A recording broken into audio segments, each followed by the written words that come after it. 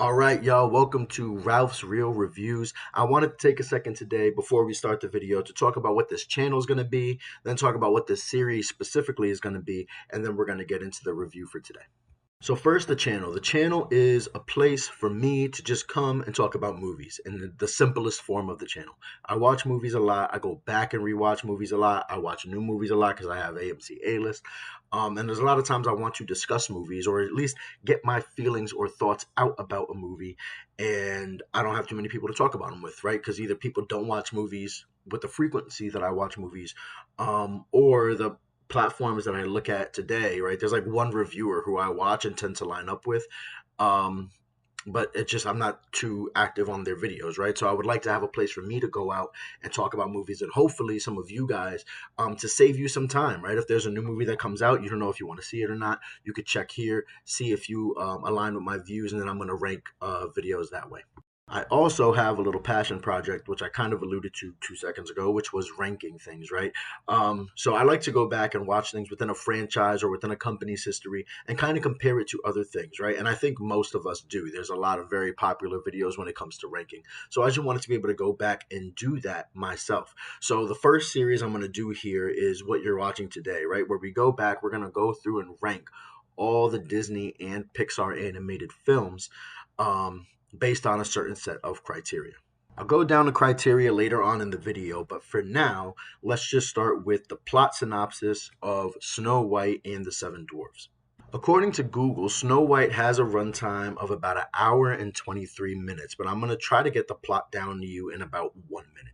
So Snow White is in love with the prince who, I don't know how they know each other. We don't really get to know how they know each other, but we do know that Snow White has an evil stepmother, and the stepmother is obsessed with beauty. She finds out that Snow White is the prettiest person in the world, I guess, and she decides with that information to take that as motivation to kill Snow White because she's not prettier than Snow White, so murder.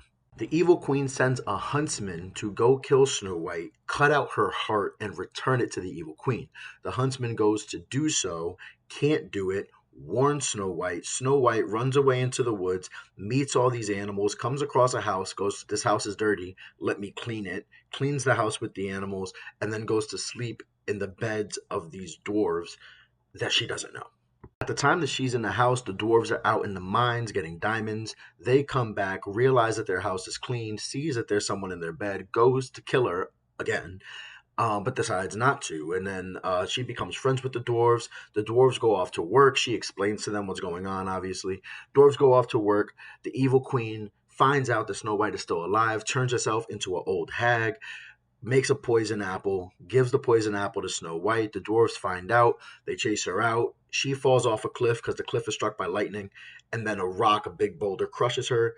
The dwarves go to bury her, and then the prince, who hasn't shown up for the last hour of the movie, shows up and kisses Snow White, and then she wakes up, and then he takes her off to a castle, and that's it. The whole thing's over. So now that we got the plot out of the way, I'm going to go through these criteria that I have here. So pretty much when it comes to this series where we're ranking Disney and Pixar movies, I have certain criteria that I'm taking into effect. And it's going to be pretty comparative throughout the course of the series. So for the course of this video, we're not going to, it can't be comparative because it's the first one, right? Once you got to Pinocchio next, then you'll see it be more comparative. So I'm not necessarily doing this in the sense of like, I'm going to give these films scores outright, like it gets a 10 out of 10 for animation. I'm not going to do it that way. It's more so going to be, I've watched Snow White. Snow White's number one now for everything. Then I'm going to watch Pinocchio, and I'm going to see where does Pinocchio rank against Snow White in these different categories, and just keep adding movies as we go through. So because we can't do comparisons today, the first thing I'm going to do is just discuss how I feel about Snow White in and of itself in a vacuum, knowing that for today, the ranking for Snow White is just going to be 1. So the first category I have here is animation. And what I'm looking for with animation, again, I'm going to say from RIP, when it comes to these categories, part of what I want to do with these channels is understand from RIP, I am not a movie film guy, like a film study guy. I am not a professional critic. I have not worked on movies, right? So my opinion is coming as a general audience member. How do I feel about what I'm seeing, even if it's 100 years after the fact? So with that being said, let's look at the animation. When I'm looking at animation, the first thing I'm looking at is pretty much like a wow factor, and I'm going to be as fair as I can, right? Obviously, films that were made in 2019 are going to be better animation wise than films that were made in, let's say, 1937, right? However, I do think I will try to be fair in trying to judge a movie based on the period it was made, right? So if I'm going through and I'm watching Sleeping Beauty, right? Because I've watched some of these movies in order before. When I saw Sleeping Beauty, I remember feeling like, wow, this is different from what's been being made before. It looks different, it feels different, right? I'm going to give bonus points for that, as opposed to if I see a movie that was made, let's just say, for example, last year, and I'm like, it feels like it's kind of like on par.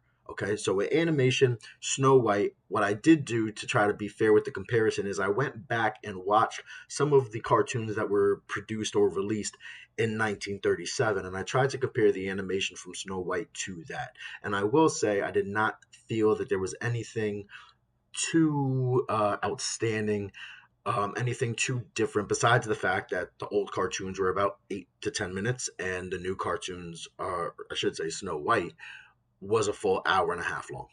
Second is going to be storytelling. Really, I'm looking at how engaging is the plot and how good is the payoff or the overall moral of the story. And I will say with Snow White, um, and again, you're kind of grading it on a curve. It's the first animated full length movie. We can't like understate that enough. And I will get to that later if you watch the entirety of the video.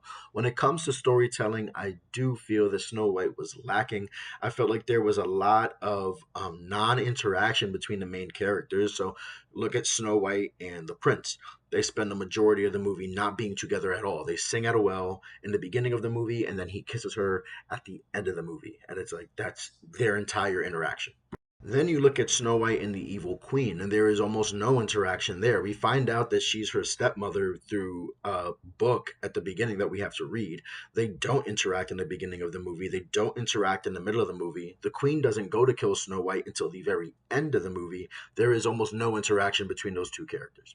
And then even Snow White and the dwarves. Snow White shows up to the dwarves' house. The dwarves are not there. The dwarves are introduced in the mines without Snow White being there. There is only a short overlap in the movie where Snow White and the seven dwarves are actually together. So Snow White spends most of this movie with no interaction with other characters. And then likewise, the seven dwarves don't really interact with the prince. The prince doesn't interact with the evil queen. There is just no interaction between these characters, which I felt made the plot line less intriguing, even though admittedly it's like 80 something years later. Next, we're going to talk about the characters. How strong are the characters is what I'm looking for, and how memorable are these characters. And that's where Snow White gets a lot of bonus points here. We could look at it one of two ways. We could say that these characters are dull and two dimensional, and some of them really, I should say, one dimensional, and a lot of them really are. Snow White is exactly what the stereotypical Disney princess is. However, you could also look at that and say these are the templates for which the Walt Disney Company was built upon and then later expanded on, right? So when it comes to how strong the characters are, I don't know that it's too fair to judge them that way. However, we can talk about how memorable they are. At the end of the day, Snow White is the first Disney princess, right? And we can still see her in the parks today. She still does hold not as much weight as some of the newer ones, but she's still there. The Evil Queen with the poison apple, I think that that is still relatively there. She is a Disney villain. She is recognizable, even all this time later. However, she's not one of the stronger villains. Obviously, the prince, that's going to be super forgettable. Dude's barely in the movie. And then we have the Seven Dwarves. And what I find interesting about the Seven Dwarves is, are we saying that the Seven Dwarves are memorable, or are we judging them individually? Because most of the seven dwarves are utterly forgettable. I feel like it's fair to give credit to Grumpy for staying around and being relevant, mainly for husbands who are in the park saying, I'm grumpy, I'm spending this money, but also Dopey, right? Dopey has been around. Dopey is still present. Dopey is still, I think, pretty much everyone's favorite of the group. Next, we are going to talk about the Disney factor. And I think this is important when you're doing a ranking like this, right? Because there is the idea behind what is a good Disney movie and what is a good Disney movie. And what I mean by that is when we have a brand like Disney or Pixar, right? We have an expectation of how that movie is going to make us feel. There are certain things that are important when that movie comes out, right? That says, oh, I'm watching a Disney movie. right? That is different than Disney making a movie that is just objectively a good movie by itself. So I am putting that into effect when I'm saying, okay, what is the best Disney movie? How does it feel like a Disney movie? Snow White obviously does because it is the first, right? And again, like I said, it sets the template for what we expect Disney to be. It has the music, it has the comedy, it has the characters, it has the princess, it has the prince, and of course, it has the happy ending. So it definitely does feel like a Disney movie. Next, we are going to talk about the music. And like characters, this can end up getting difficult to rank because we're going to look at a couple of factors, right? Obviously, you want to look at the peak, right? What are the songs that you really remember from the movie? But there are some movies that have multiple good songs. And how do you measure consistency of good music and memorability of good music versus the best song versus the best song? So I'm going to be trying to, as I go through, balance the two. It will probably end up being inconsistent after we get through about 100 movies, but I'm going to be doing my best. Snow White, when it comes to music, consistency, good, not really. Whistle While You Work, obviously, a memorable song. I don't know how many kids today know that song, but anyone who watches Snow White knows that song, and sometimes people who haven't seen Snow White probably know that song. You also have Hi Ho, which has become definitely more popular as Seven Dwarfs Mine Train has opened. And you have, what's the other song there? Someday My Prince Will Come. See, memorable? Yeah. These songs are classics. These songs should be remembered, and they're good songs. However, I don't think they're going to hold up. And again, over the course of 80 something years, I understand you do get credit for that longevity. But I think obviously, if we are listening to music, there are some songs as we go through that will be able to top the soundtrack of Snow White. Now we're down to our last two categories, and these are the two categories that I do after I watch the movie. So pretty much what I do is I watch the movie without doing the rankings. I feel how I feel about the movie, then I go into the rankings and I rank all the things that I just said: animation, storytelling, characters, Disney factor, music. Okay.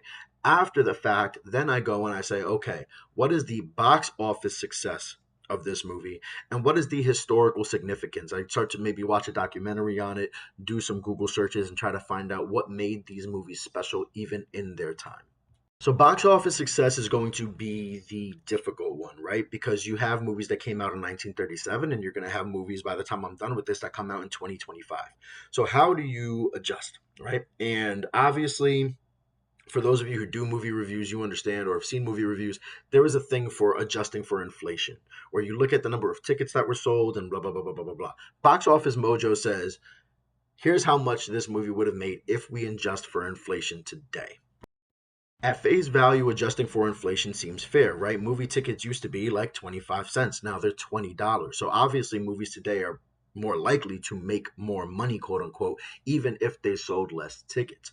The problem with just adjusting for inflation is that there are factors that aren't taken into account, such as nowadays we have streaming that you have to compete with, right? We have movies that come out very quickly that are either on DVD, or there's ways for you to own movies now. That was not the case in 1937. If you didn't see the movie in the theater, you didn't see the movie, so you had to go to the theater. The way I'm going to end up comparing these is by adjusting for inflation, but if the numbers are relatively close, I'm going to give a slight edge to movies that came out really after streaming became really strong, especially after the pandemic, because that is when we saw theaters start to really struggle. So when we talk about Snow White and the Seven Dwarfs and its box office success, if you adjust for inflation, Snow White is the 10th highest grossing movie of all time, with an adjusted total of $1,021,330,000. It was a massive movie at the time. It was very critically successful, and it was a must see. It was a must see. And then obviously the last place we're going to go is the historical significance. Was it the first movie to do something? Has it shown up for the company throughout the course of history? And this is where Snow White is also going to rank very highly compared to its peers, because it's hard to be more historically significant. I'm gonna have to see. I don't think anything is going to top Snow White for historical significance. It was the first. It was the first animated movie. It birthed the genre. It created the template for other movies to follow, to imitate, to try to get to, and it created the brand that we know Disney to be. So it is hard to find a movie that will be more historically significant. And like I said, I mean, Seven Dwarfs Mine Train, that opened relatively recently. It was early 2010s. For a movie that came out in 1937. So clearly the characters are still there. It still has one of the longest wait times in Magic Kingdom. So historically, it is very significant. If you go to my TikTok where I have Ralph's rapid reviews, I pretty much have this ranking scale in which I'm going to talk about these videos where I'm going to say it's pretty much a 1 to 5 star, but I talk about it differently, right? So obviously, a 5 star would be everybody should go see this movie. A 4 star would be really if you consider yourself a movie fan, you enjoy movies, it's a movie you should see. Third would be in this category, right? Because we're ranking the Disney Pixar movies. If you consider yourself a Disney fan, you should see this movie. That's a 3 star. A 2 star would be you should really only see this if you are like a diehard Disney fan. And then a 1 star would be it's totally skippable no matter who you are. Snow White and the Seven Dwarfs, I feel like it has its place mostly due to its historical significance. It's a movie that feels 80 something years old, even if it does hold up relatively well.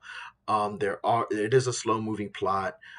They do drag out what could have been a short into an hour and a half. The music is good, but not great. And with that, I'm going to say that it is a movie that you should see if you consider yourself a movie fan. And that is the first of Ralph's Real Reviews. I'm going to be watching Pinocchio soon. I'm actually going to New York for a week, so I might be able to make 2 or 3 of these while I'm over there. However, if you can, follow me on Instagram so you can always know when these are coming up. I'm on Ralph's Review. On TikTok, I am Ralph's Rapid Review if you want the short form of these videos. And if you want to continue to watch me here, feel free to subscribe, Ralph's Real Reviews.